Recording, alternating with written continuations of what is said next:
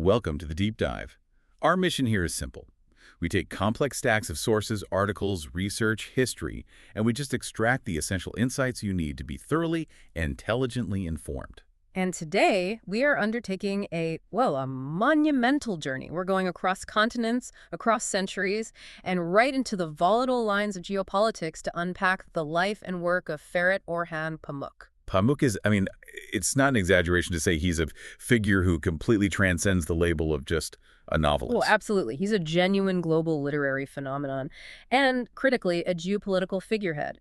He was born in Istanbul in 1952, and he achieved the huge distinction of being the first Turkish writer to receive the Nobel Prize in literature. Which he got in 2006. That's right, in 2006. And that recognition, it just instantly placed him on the world stage. And when we talk about his scale, we aren't just talking about, the Nobel Committee's stamp of approval. We are talking about genuine popular success, which is pretty rare for such a technically complex writer. It is.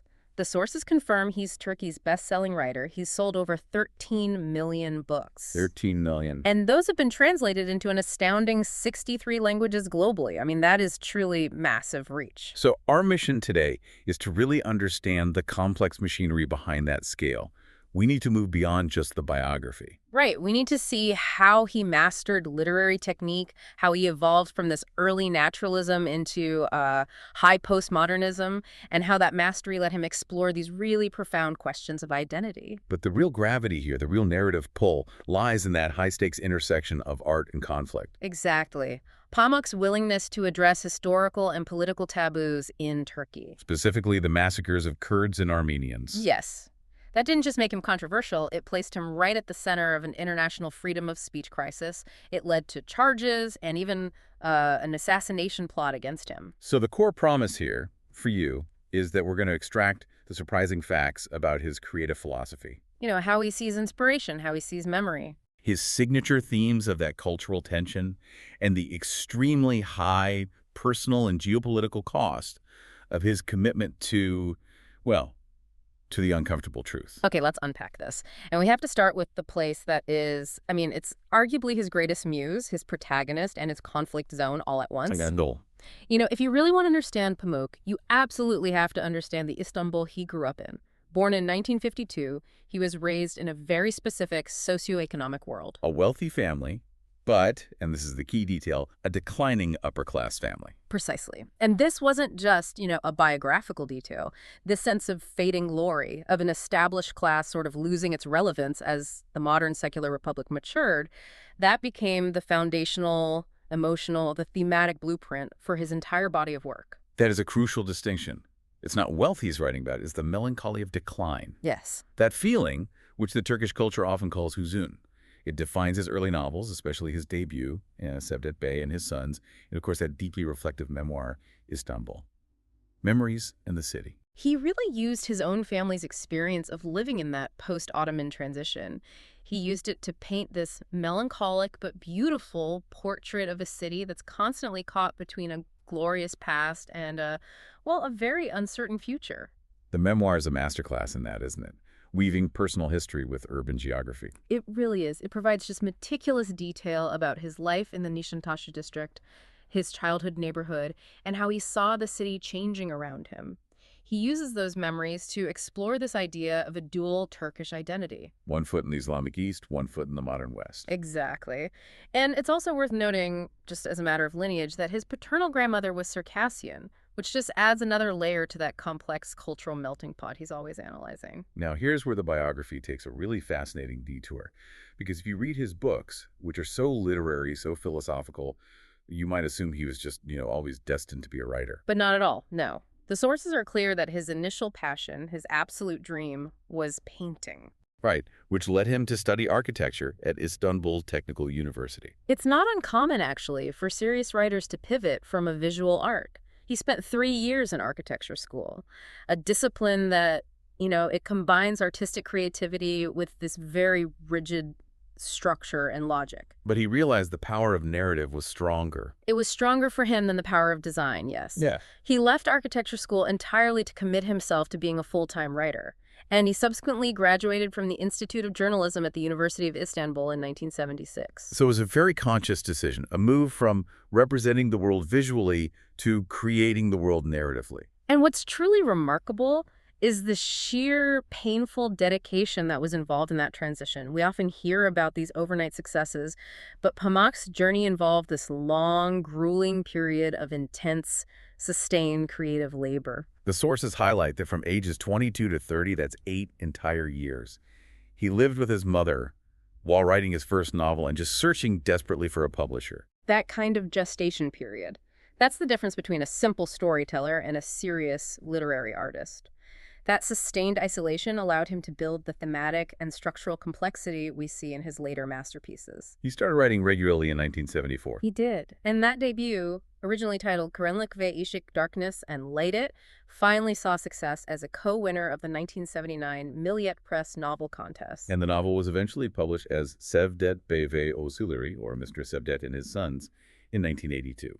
It went on to win the 1983 Orhan Pamuk Nobel Prize. And structurally, as we mentioned, it immediately established his preoccupation with generational narratives. It chronicles 3 generations of that wealthy Istanbul family. So from day one, he was mining his immediate environment and his personal history for this larger social and historical commentary. Before we move on to his style, we have to pause on an important point about his identity, because it feeds directly into the complexity of his themes. You mean his self-identification as a cultural Muslim? Exactly. For listeners, that's a concept that requires some careful definition, especially given the political tensions in his later work. So let's clarify that. What does it mean for a Nobel laureate to claim that identity? It means he connects with Islam primarily, historically, aesthetically, and culturally. He sees the traditions, the art, the history, the moral framework of Islam as integral to Turkish identity and to the identity of Istanbul. The setting for his art. The setting, exactly. However, he's made it very clear that this connection is distinct from maintaining a personal, spiritual belief in God. And that stance is crucial, isn't it? It lets him address the religious and secular tensions in modern Turkey with a kind of insightful distance. It does. He can appreciate the beauty and the history of faith while remaining critical of the political forces that try to weaponize it. ###B. The evolution of style and early recognition. So moving into the 1980s, we see the transition that really defined his international career. His debut was rooted in naturalism. That classic European style focused on gritty realism. But then he started experimenting, and experimenting significantly, with what critics call postmodern techniques. And this shift wasn't incremental. It was revolutionary for a Turkish writer at that time. It was absolutely critical for establishing him not just as a regional voice, but a global one. And his 1985 historical novel, Beyaz Kale, or The White Castle, that's the perfect example. It is. It's set in 17th century Turkey, and it involves a Venetian scholar who is enslaved by an Ottoman master. The 2 men look uncannily alike, and through their increasingly blurred identities, Pamuk explores metafiction, the interchangeability of self. That blurring of self and other, that whole question of who am I and who are you, is a real hallmark of postmodernism. For listeners who might find that term a bit academic, how does that style actually manifest itself in his fiction? Well, in Pamuk's work, postmodernism means embracing 3 key techniques. First, you have unreliable narration. You can never fully trust the narrator. Second, intertextuality. He weaves in references and even passages from other historical or fictional works. And third, metafiction, where the book knows it's a book. It often discusses the act of storytelling itself. So The White Castle, through that swapping of identities between the master and slave, becomes a commentary on the nature of authorship and cultural ownership itself. Precisely. And this experimentation paid off spectacularly. The White Castle was his real launchpad. It won the prestigious 1990 Independent Award for Foreign Fiction in the UK. And that award just opened the floodgates. The international literary community suddenly recognized this new, vital voice. After that, in 1991, the New York Times Book Review declared, and I quote, "A new star has risen in the East Orhan Pamuk." Wow, that's a huge statement. It is. That single sentence marked his official entry into the Western canon. It established him as a writer capable of bridging the political and cultural geography between Europe and Asia through technical sophistication. And interestingly, that international success then translated directly into massive domestic popularity back home. It did. His 1994 novel, Yeni Hayat New Life, which is a complex, labyrinthine, highly experimental text, caused an absolute sensation in Turkey. It became the fastest-selling book in Turkish history. Which is astonishing. It showed that Turkish readers were ready for the complex structures and the philosophical depth that Pamuk was offering. It proved that his move away from strict realism could resonate deeply with the popular imagination. But his rise wasn't purely literary. By 1995, we see that shift we flagged earlier. The novelist becomes a public intellectual. Right. He became a high-profile and critically a very controversial figure in Turkey because of his public political engagement. Specifically, his support for Kurdish political rights. Yes, and this is the pivotal moment that foreshadows the dramatic conflicts ahead. Supporting the Kurdish political cause in the 1990s was profoundly risky. He was among a group of authors who were actually tried for criticizing Turkey's treatment of the Kurds. So he was no longer just commenting on the East-West conflict in his novels. He was physically inserting himself into it in real life. Exactly. His willingness to speak out on these contentious issues has defined the entire second half of his career. It shows a writer who sees literature as having a direct moral obligation to the society that produces it. So if you look at his entire body of work, from the family sagas to the political thrillers, the sources all point to this distinct, recurring thematic engine. Pamuk's work is primarily characterized by the confusion, the fragmentation, or sometimes the outright loss of identity. And that loss is almost always rooted in the deep, perpetual friction between cultures. It's the conflict between Western values, secularism, modernism, individuality, and Eastern values. Tradition, collective identity, Islam. Right, and this tension is internalized by his characters, and it turns Istanbul into this psychological landscape where they perpetually struggle to choose which self they're going to adopt. And that thematic density is why his novels, as the critique noted, are often described as unsettling or disturbing. They're certainly not simple linear adventures. His works are intensely focused on the creative arts themselves. You have deep discussions about the philosophical purpose of literature, of painting, of memory.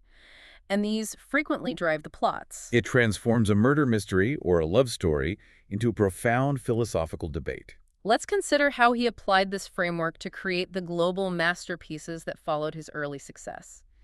And we have to start with the novel that truly introduced his complex world to millions globally. My Name is Red, ##B, deep dive into key works. My Name is Red, published in 1998, is just structurally audacious. It's an incredible mashup. It really is. It's a Renaissance romance, a mystery, a historical novel, and a philosophical treatise all rolled into one. It's a book that absolutely demands careful reading. And what makes it so fascinating is the setting. 16th century Istanbul, specifically during 9 snowy winter days in 1591 under the reign of Ottoman Sultan Murat III. The plot revolves around a murder mystery within the Sultan's highly secretive workshop of miniaturists. So the crime is the catalyst. The crime is the catalyst for a deep exploration of the philosophical and artistic tensions between the Ottoman world and the emerging influence of Venetian or Western art. And he uses a literary technique here that just embodies high postmodernism, these shifting non-human narrators. Yes. For example, a single chapter might be narrated by the color red itself. Or a gold coin, a dog, a tree. Or even the corpse of the murdered man. And this technique is not just stylistic flair. By giving voice to objects and the dead, Pamuk forces the reader to inhabit multiple, often conflicting perspectives at the same time. So when the color red narrates, it's discussing its purity and permanence. Which reflects the Eastern tradition of unchanging symbolic art. Exactly. And when the miniaturists speak, they're debating whether to stick to the traditional, beautiful, anonymous Ottoman style or to adopt the Western style of perspective, signature, and realism. A choice that could cost them their souls or their lives. The artistic stakes are life and death, which is a perfect metaphor for the cultural stakes. And this novel, perhaps more than any other, cemented his reputation and led to a cascade of prestigious international prizes. It won the Prix du Meilleur Livre Étranger and the Premio Grinzan Cavour, both in 2002. But the most significant was the 2003 International Dublin Literary Award. That award, which he shared jointly with the translator Erb Das Guknar, is one of the world's most financially lucrative literary prizes. Right. And the money involved in that award, plus the subsequent Nobel Prize, puts Pamuk into a really elite financial category. The sources have a wonderful kind of pragmatic anecdote about how he viewed that wealth. He was asked what the financial windfall of the Dublin Prize did to his life, and his response was quintessential Pamuk, essentially. Nothing changed because he works all the time. He jokes that for the first 10 years of his career, he worried about money and nobody asked. And for the next decade, he spent money and nobody asked. But now, everyone expects to know how he spends the money, which he just adamantly refuses to share. That's a fascinating insight into the pragmatic writer. Does maintaining that public image of the monastic artist, dedicated purely to the work while sitting on all this wealth, ever draw criticism about the authenticity of his struggle? It's a complex balancing act, but I think his dedication tends to inoculate him. He uses his resources, as we'll see with the Museum of Innocence, not on personal indulgence, but on creating more art, more cultural infrastructure. The focus is on the creation itself. It is. That period of living at home with his mother for 8 years established the precedent. The work is the priority, regardless of the financial outcome. So if My Name is Red used the 16th century to analyze the East-West conflict historically, Snow takes that same tension and just thrusts it violently into the immediate modern political reality of Turkey in 2002. It does. This book is set entirely in the remote, frozen, snowy border city of Kars. And that's a deliberate choice, right? To place the story far from the cosmopolitan secularism of Istanbul. Exactly. It's a place where the conflict between tradition and modernity is raw and completely unresolved. The novel follows Ka, an expatriate Turkish poet and secularist who returns from Germany to Kars, ostensibly to investigate a series of suicides among young women who are wearing headscarves. Right, but he quickly finds himself trapped by a 3-day snowstorm and entangled in this volatile microcosmos of a modern, fractured Turkey. This is where we need to break down the highly contradictory ideals he references. Who are these conflicting factions in Kars, and what do they represent in the broader Turkish context? You see this dramatic division. On one side, you have the fiercely secular state apparatus, the army, the police, the local politicians. And they view religious expression, particularly the headscarf, as a direct threat to Ataturk's founding principles of a modern secular republic. They're defending the established order, often brutally. And on the other side, you have the what he calls the aimless Islamists and the headscarf advocates. Often young, disillusioned women who feel that westernized secularism has stripped them of their true cultural identity. They're seeking a meaningful connection to tradition and faith.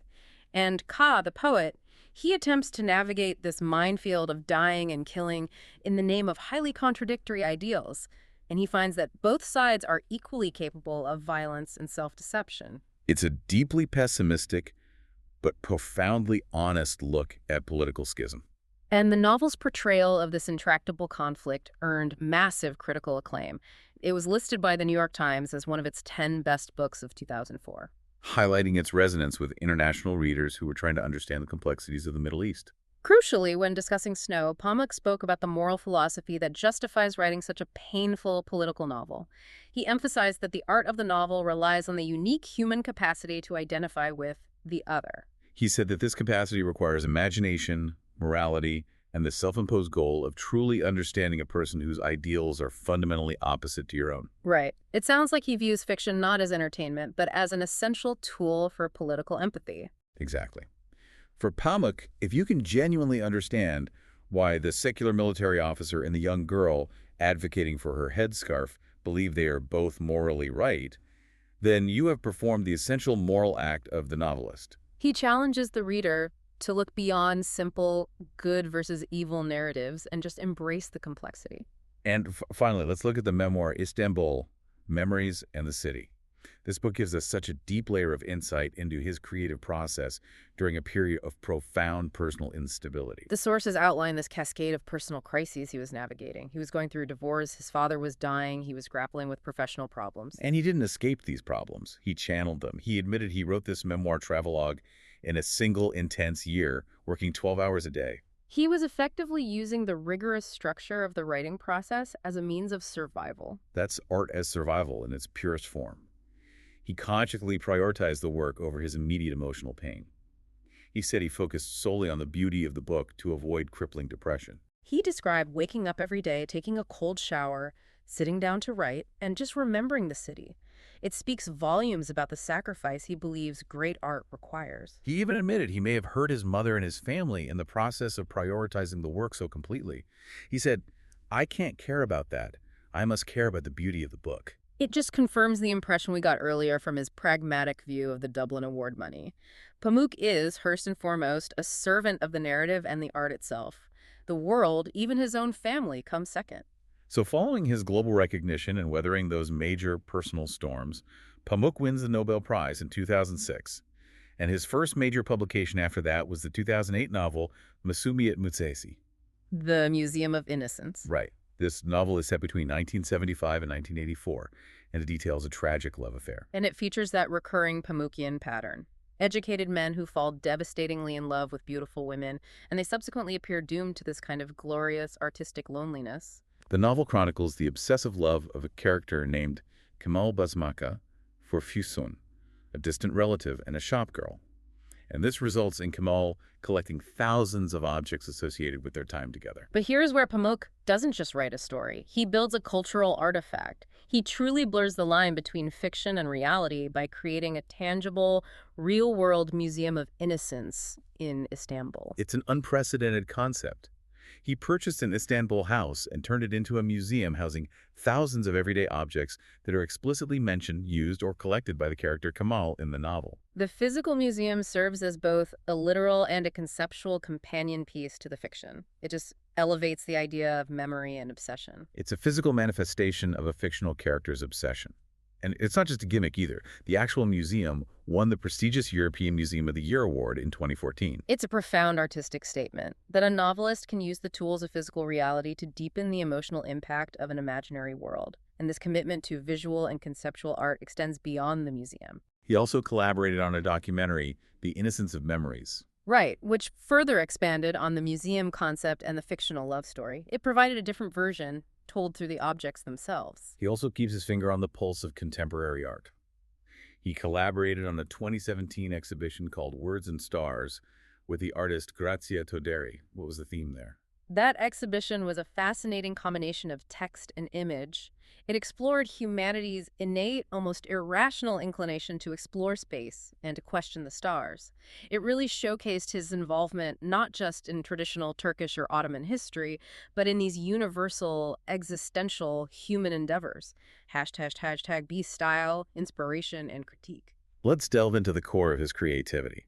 When Pamuk discusses his inspiration, he often invokes what he calls the angel of inspiration. Right. And this goes back to our earlier point about creation versus reception. He describes the creative act as just listening to an inner music, the mystery of which I don't completely know, and I don't want to know. So it suggests that the highest form of writing for him is not a process of struggle and imposition, But of reception and surrender. So when does he know he's hit on a great idea or a beautiful sentence? He says the moments when sentences, dreams, and pages make him ecstatically happy are precisely the moments when they feel as if they have not come from his own conscious imagination. He feels that another power has found them and generously presented them to me. It's an almost spiritual interpretation of the subconscious creative process. He's recognizing the power that operates just outside the limits of the conscious self. And that focus on visual reception is reinforced by his hobby. Even though he left painting for writing, he maintains this keen photographic sensibility. He does. In 2019, he held an exhibition called Balkan, Photos by Orhan Pamuk. And this exhibition is a perfect physical illustration of that idea of reception, isn't it? It is. It featured over 600 color photographs. But the constraint is the key. They were all selected from more than 8,500 photos he took from his own balcony in Istanbul over a 5-month period. So he essentially turned a fixed personal vantage point into a detailed, epic document of his beloved city, capturing the subtle and ever-changing view of Istanbul. It's a 5-month diary told in light and shadow. It reinforces the idea that profound truth can be found not in grand journeys, but in obsessive, meticulous observation from a single, personal location. However, success and fame at this level inevitably attracts scrutiny, and Pamuk has faced accusations regarding the originality of his work. Particularly from critics in Turkey, yes. Notably the nationalist popular historian Murat Bardakçı. And the core of the accusation was that Pamuk had engaged in counterfeiting and plagiarism in his historical novel, The White Castle. Specifically, the claim was that the book contained exact paragraphs copied from Fuat Karim's novel Kanuni Devrinde Istanbul. This led to a significant media flap in Turkey. That's a very serious claim against any novelist, let alone a Nobel laureate. What was his defense or his response when he was confronted publicly? Well, his public response was notoriously dismissive. When a question about the accusations was raised at the 2009 Boston Book Festival, Pamuk simply said, "No, I do not. Next question." Just shut it down. Completely. He refused to engage in the debate on their terms. That refusal to engage might seem arrogant or evasive to an ordinary reader, though. How do literary critics justify this approach, especially when there seems to be textual evidence of borrowing?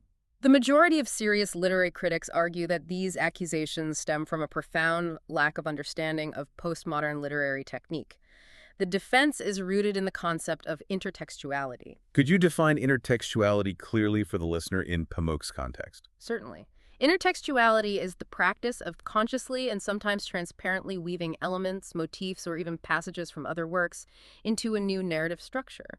It is not theft.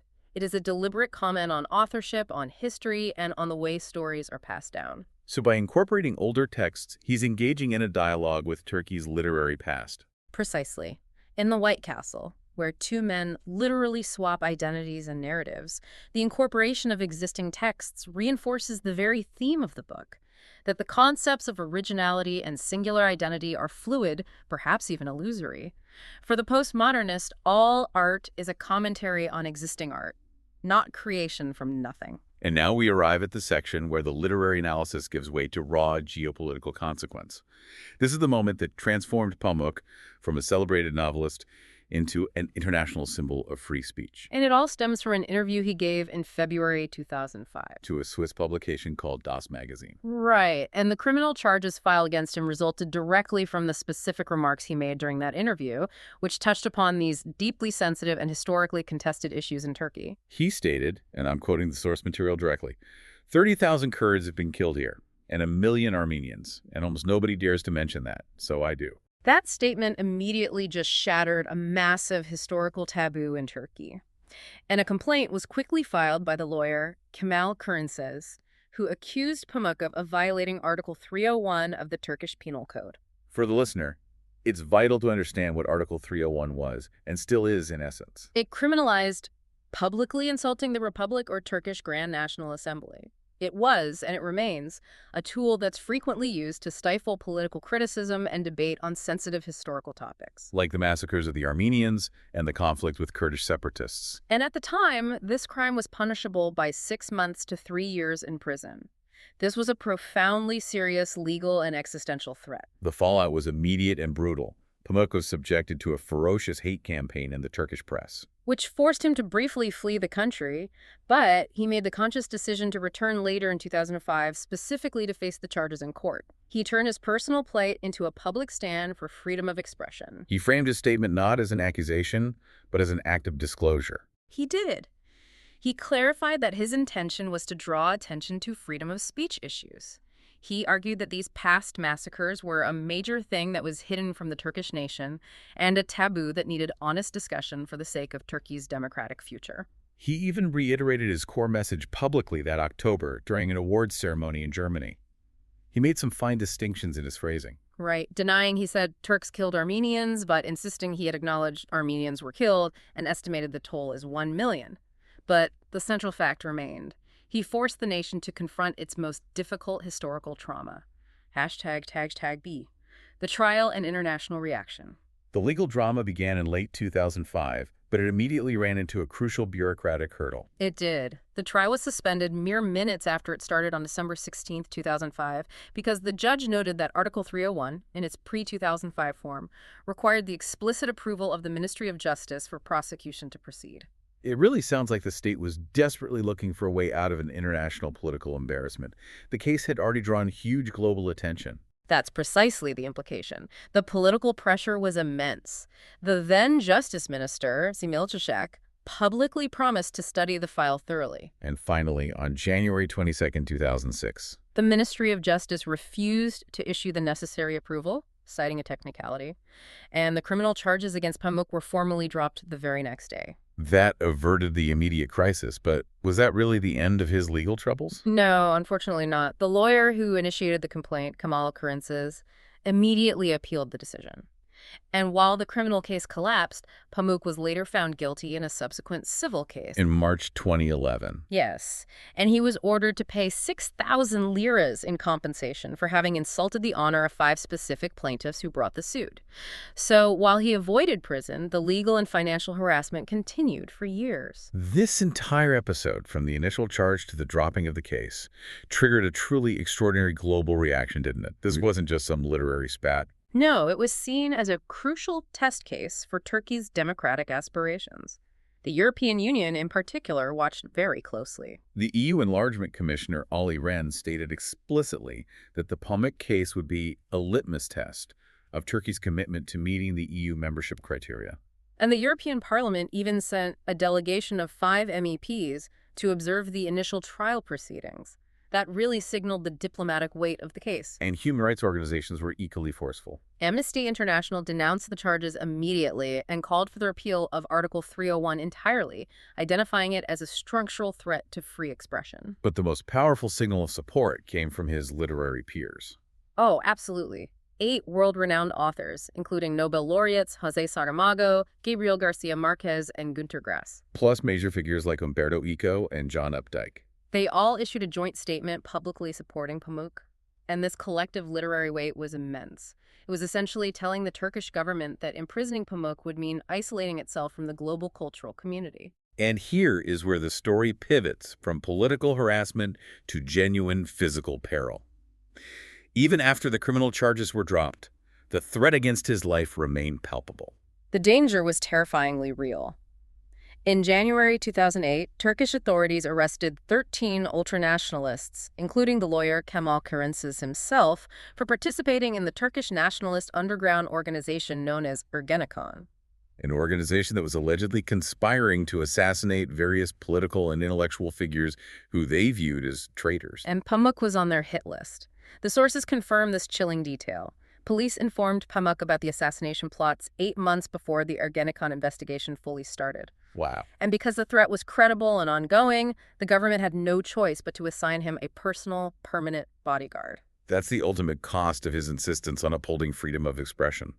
The writer of these complex, beautiful narratives had to live under constant physical protection simply for mentioning uncomfortable historical facts. And Time magazine later recognized this bravery, listing him in their Time 100, the people who shape our world, as a hero and pioneer.